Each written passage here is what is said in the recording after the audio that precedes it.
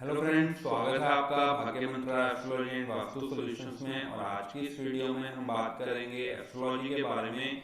इस वीडियो के साथ ही हम एक लर्न एस्ट्रोलॉजी सीरीज स्टार्ट करने जा रहे हैं, जिसमें कि हम एक कॉम्प्रिहेंसिव स्टडी कंप्लीट करेंगे एस्ट्रोलॉजी से रिलेटेड, जिसमें हम बेसिक से लेकर एडवांस लेवल तक के सारे टॉपिक्स कवर करेंगे। तो अगर आप भी एस्ट्रोलॉजी सीखने के इच्छुक हैं या एस्ट्रोलॉजी में इंटरेस्ट रखते हैं तो आज ही हमारा चैनल सब्सक्राइब कर लें, ताकि फ्यूचर में जो हमारी आने वाली वीडियोस हैं उनका नोटिफिकेशन आपको मिल सके। और चलिए जानते हैं कि आज की हम क्लास में क्या जानेंगे, क्या हमारा टॉपिक है। आज का जो हमारा टॉपिक है वह 12 भावों को आइडेंटिफाई करने से रिलेटेड है। आपने अक्सर देखा होगा कि जो हमारी होरोस्कोप होती है, जो हमारा कुंडली का चार्ट होता है, उसमें अलग अलग बॉक्सेस बने होते हैं। तो आज हम अपनी इस वीडियो में उन बॉक्सेस को आइडेंटिफाई करना सीखेंगे कि कौन सा भाव किस भाव को क्या कहा जाता है और कैसे हम उस भाव की पहचान कर सकते हैं। इसके साथ ही साथ हम नव ग्रहों के बारे में जानेंगे कि ज्योतिष में नव ग्रह कौन से हैं और उनके क्या क्या नाम हैं। इस तरह से इस वीडियो में हम भावों की पहचान करना सीखेंगे और ग्रहों के बारे में जानेंगे। आज का टॉपिक स्टार्ट करने से पहले चलिए पहले एस्ट्रोलॉजी के मीनिंग को समझते हैं कि व्हाट डज एस्ट्रोलॉजी मीन, या ज्योतिष का मतलब क्या है। तो जो ज्योतिष है वह दो शब्दों के मेल से बना है, ज्योति और ईश। ज्योति का मतलब होता है लाइट, और जो ईश है वह ईश्वर शब्द से लिया गया है। तो अगर हम इसके जो मतलब को कंबाइन करें तो इसका सरल शब्दों में अर्थ बनता है प्रभु का प्रकाश। द लाइट ऑफ गॉड भी इसे कहा जाता है। और ज्योतिष जो है वह एक प्लानिंग टूल है। इससे हम अपने लाइफ में लेने वाले डिसीजंस को प्लान कर सकते हैं और अपनी जो सक्सेस रेट है, अपनी जो तरक्की है, उसको बढ़ा सकते हैं। क्योंकि इसे हम फ्यूचर में जानेंगे अपने कोर्स में ही कि यह कैसे काम करता है, हम कैसे इसे as a planning tool adopt कर सकते हैं। यह थी एक ब्रीफ डिस्क्रिप्शन एस्ट्रोलॉजी के मीनिंग के बारे में। अब हम टाइप्स ऑफ एस्ट्रोलॉजी जानते हैं, क्योंकि हमें मालूम होना चाहिए जो विद्या हम सीखने जा रहे हैं यह कितने प्रकार की होती है। तो बेसिकली ये 3 टाइप्स की होती है। पहला जो है उसे मुंडेन एस्ट्रोलॉजी कहा जाता है या समुदाय ज्योतिष भी कहा जाता है। इसके अंदर हम जो है सोसाइटी के लिए प्रिडिक्ट करते हैं, पूरे समाज के लिए प्रिडिक्ट करते हैं कि समाज में कोई महामारी आने वाली है, कोई भूकंप आने वाला है, या जो कम्युनिटीज के प्राइस हैं। तो इन सब चीजों को हम सामाजिक लेवल पे जितने भी प्रिडिक्शंस हैं वह सब मुंडेन एस्ट्रोलॉजी में सीखते हैं। और इसके बाद जो सेकंड नंबर आता है वह है होरा एस्ट्रोलॉजी। इसे पर्सनल एस्ट्रोलॉजी भी कहा जाता है। यही हम अपने कोर्स में कवर करेंगे। इसमें हम पर्सनल प्रिडिक्शंस करना सीखते हैं, एक व्यक्ति विशेष की लाइफ में क्या होने वाला है, उसकी ग्रह दशा क्या है, उसके प्लैनेट्स उसको कैसे सपोर्ट करते हैं, क्या उनकी वीकनेसेस है, यह सब हम इसके अंतर्गत सीखते हैं। और जो थर्ड नंबर आता है वह आता है गणित ज्योतिष का, जिसे कैलकुलेटिव एस्ट्रोलॉजी भी कहा जाता है। इसमें सारी तरह की कैलकुलेशंस इंक्लूडेड होती है। जितना भी एस्ट्रोलॉजी का कैलकुलेटिव पार्ट है वह सारा गणित ज्योतिष के अंतर्गत आता है। तो मेनली एस्ट्रोलॉजी जो है 3 टाइप्स की होती है, और हम अपने कोर्स में अभी होरा ज्योतिष पढ़ेंगे, पर्सनल एस्ट्रोलॉजी पढ़ेंगे कि कैसे एक व्यक्ति विशेष के बारे में हम ग्रहों के कैलकुलेशंस के द्वारा यह प्रिडिक्ट कर सकते हैं कि फ्यूचर में उनकी लाइफ कैसे हो सकती है, लाइफ के मेजर इवेंट्स कब हैपन हो सकते हैं। यह सारा हम अपने कोर्स में सीखेंगे। तो चलिए अब आज के टॉपिक की तरफ हम चलते हैं। कुंडली के 12 भावों को आइडेंटिफाई करना और हमारे जो नवग्रह हैं उनके बारे में हम जानेंगे कि वो नवग्रह कौन से हैं। जब भी आप कोई होरोस्कोप देखेंगे तो उसमें आपको छोटे छोटे बॉक्सेस दिखेंगे। इन बॉक्सेस को ही ज्योतिष में भाव कहा जाता है। और आइए अब जानते हैं कैसे हम इन भावों को आइडेंटिफाई कर सकते हैं। कुंडली में टोटल 12 भाव होते हैं और कुंडली की प्रिडिक्शन हम पहले भाव से स्टार्ट करते हैं। यह भाव कुंडली के टॉप पर होता है और यह भाव व्यक्ति के सेल्फ को रिप्रेजेंट कर सकता है। आप अपनी स्क्रीन पर भी देख सकते हैं, जिस बॉक्स में पहला भाव लिखा गया है उसे पहला भाव कहते हैं। अब यहाँ पर भावों में समझने लायक, ध्यान देने लायक एक मेजर फैक्टर है कि जो भावों की पोजीशन रहेगी वह हमेशा फिक्स्ड रहेगी, इसमें कोई भी चेंज नहीं आएगा। जब भी आपको पहले भाव का विचार करना है तो हमेशा इसी भाव का विचार करना है जहां पर पहला भाव लिखा है।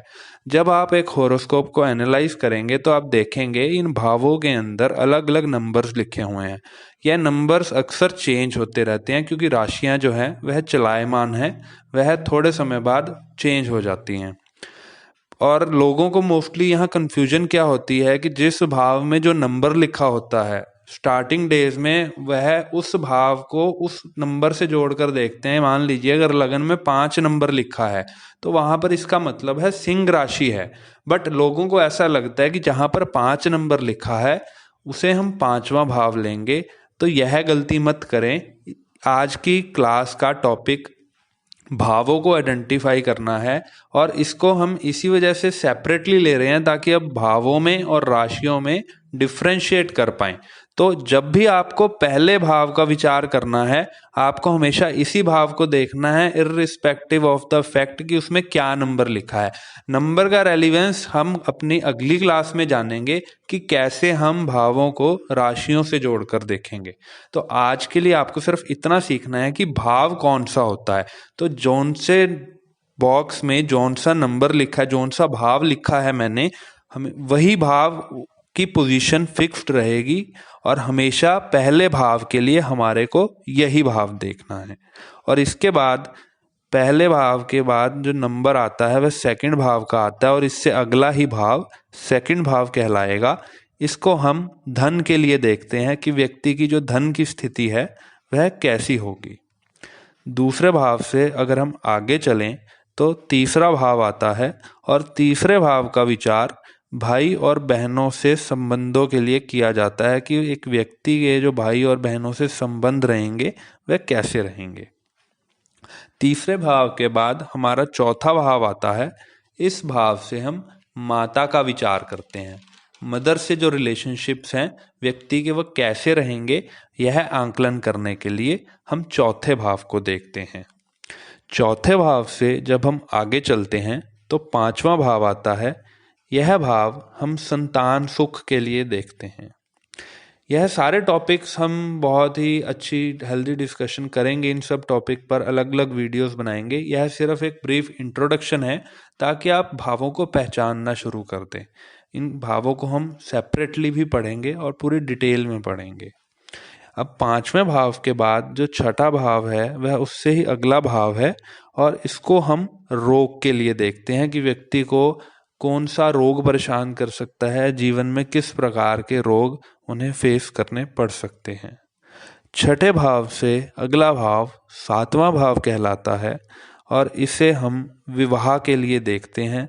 विवाह कब होगा, वैवाहिक जीवन कैसा रहेगा, इन सब चीज़ों का आंकलन 7वें भाव से होगा।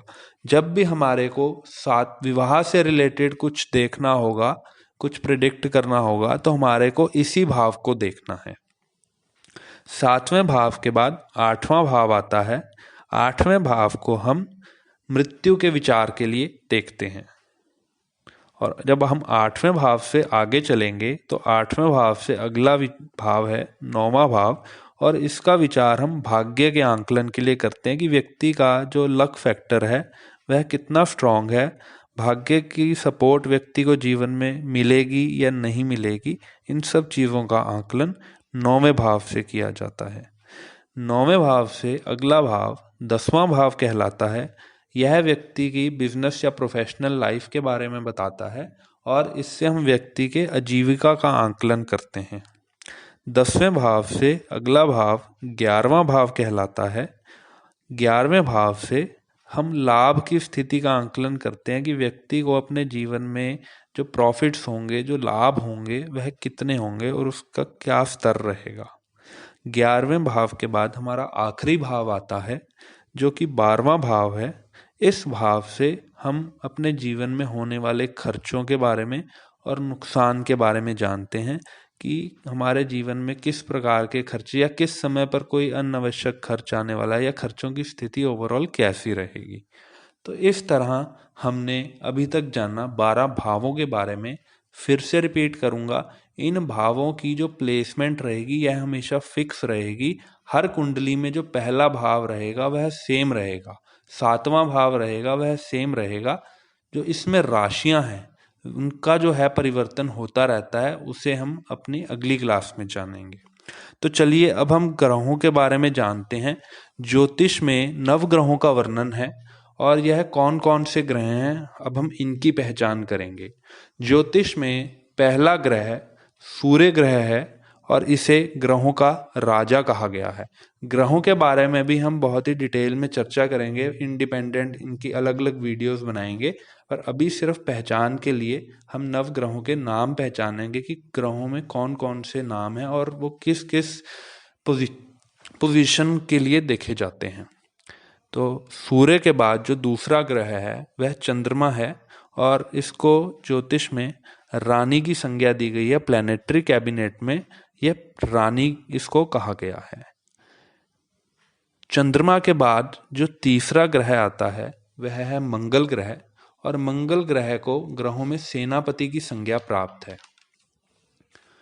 मंगल के बाद जो चौथा नंबर आएगा वह बुध ग्रह का आएगा और बुध ग्रह को युवराज कहा जाता है। बुध से अगला ग्रह गुरु ग्रह है और उन्हें देव गुरु की उपाधि प्राप्त है। गुरु के बाद जो ग्रह आएगा वह है शुक्र ग्रह और इन्हें दैत्य गुरु कहा गया है। शुक्र के बाद जो ग्रह आएगा वह है शनि ग्रह और जो शनि ग्रह है इसे सेवक की उपाधि दी गई है। शनि के बाद जो हमारा आठवां ग्रह आएगा वह राहु है और राहु के बाद केतु है। यह हमारी जो ग्रहों की एक इंट्रोडक्शन थी, हमारे ग्रहों के नाम क्या क्या हैं और ज्योतिष में कौन कौन से ग्रह होते हैं। इन नव ग्रहों के बेस पर ही हम जो प्रेडिक्शन है उसका एनालिसिस करते हैं। तो आज की इस वीडियो में हमने 12 भावों को जाना और नव ग्रहों को जाना। इसके बाद हम राशियों की बात करेंगे कि ज्योतिष में 12 राशियां कौन कौन सी हैं और उसको कैसे हम भावों से कनेक्ट करके देखते हैं और उसका प्रेडिक्टिव एनालिसिस में क्या यूज़ है। यह सब हम अपनी अगली वीडियो में कवर करेंगे।